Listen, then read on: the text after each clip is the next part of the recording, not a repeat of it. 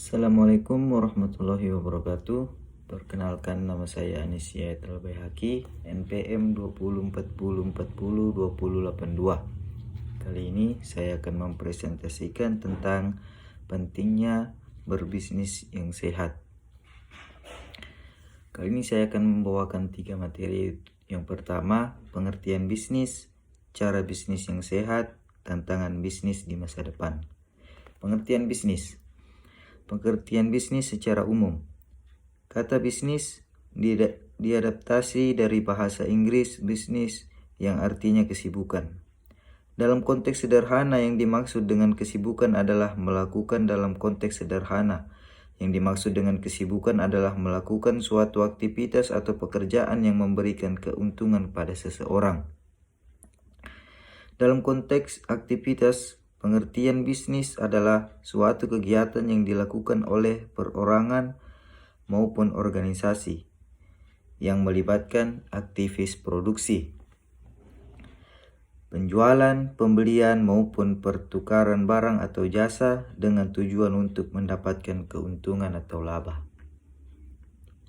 Sedangkan dalam konteks entitas, pengertian bisnis adalah suatu organisasi lain yang bergerak dalam kegiatan komersial, profesional, atau industri untuk memperoleh keuntungan.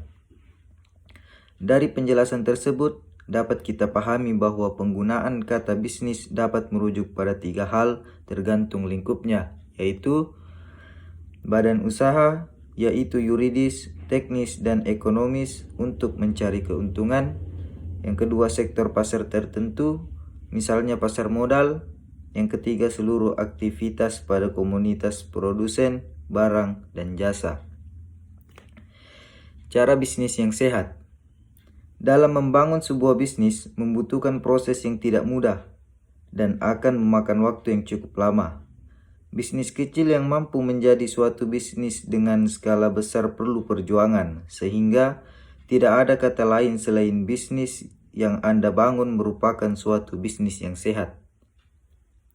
Ada 4 tips sederhana cara membangun bisnis yang sehat. Pertama, jangan pernah berpikir untuk menipu.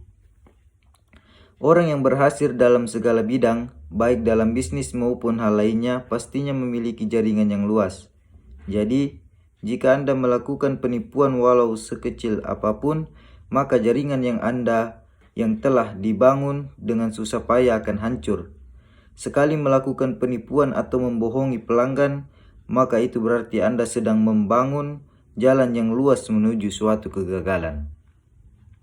2. Belajar dari orang yang telah berhasil. Jangan pernah ragu menggali ilmu dari orang yang telah berhasil, karena waktu yang Anda butuhkan untuk belajar sendiri bisa dimanfaatkan untuk hal yang lebih bermanfaat. Jika Anda belajar sendiri, bukan tidak mungkin kegagalan akan sering menghampiri, sehingga mental yang tadinya sudah kokoh bisa tergerus. Akhirnya, optimisme dalam membangun usaha bisa berubah menjadi pesimis. Yang ketiga, iman dan takwa. Dewasa ini, banyak orang yang terlalu percaya diri akan keahlian dan keterampilannya sehingga menjauhkan mereka dari Tuhan, melupakan ajaran agama yang mereka anut. Kenapa saya memasukkan poin ini sebagai salah satu tips dalam membangun bisnis yang sehat? Karena banyak sekali pebisnis yang keluar rel dari tujuan suci bisnis itu sendiri, yaitu membantu orang lain ketika mereka menghadapi masalah atau sedang di atas angin atas kesuksesan yang diraihnya. Tidak sedikit dari mereka akan melakukan hal bodoh yang menghancurkan bisnisnya. 4. Terus menggali kemampuan diri.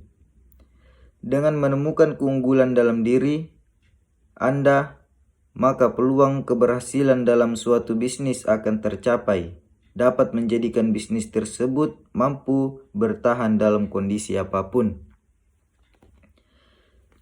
Kedua, tantangan bisnis di masa depan. Semakin berkembangnya zaman, semakin tinggi juga persaingan bisnis. Oleh karena itu, Tiap-tiap perusahaan harus menyadari tantangan bisnis yang akan dihadapi di masa depan, mulai dari segi ekonomi maupun teknologi. Maka dari itu, sudah banyak dari segi ekonomi maupun teknologi. Maka dari itu, sudah banyak perusahaan yang meningkatkan kualitas IT infrastruktur mereka. Nah, masih ada beberapa solusi yang bisa dilakukan untuk mengatasi tantangan bisnis lainnya. Di antaranya adalah seperti berikut. Yang pertama, melakukan prediksi yang lebih jelas. Agar dapat melewati tantangan bisnis, perusahaan perlu lebih cerdas melakukan prediksi, baik itu prediksi terhadap perubahan tren pesan pelanggan atau perubahan lainnya. Tentunya, untuk memprediksi diperlukan wawasan yang luas dan intuisi bisnis yang baik. Mengurus keuangan dengan baik. Salah satu hal yang paling krusial dalam bisnis adalah manajemen keuangan. Sayangnya, masih banyak pebisnis yang mengabaikan hal ini. Padahal, pengetahuan manajemen keuangan sangat diperlukan. Misalnya seperti margin, keuntungan, pengurangan biaya, dan lain-lain. Tak peduli bisnis kecil atau menengah, manajemen keuangan perusahaan perlu diatur sebaik mungkin. Mungkin itu saja yang bisa saya sampaikan.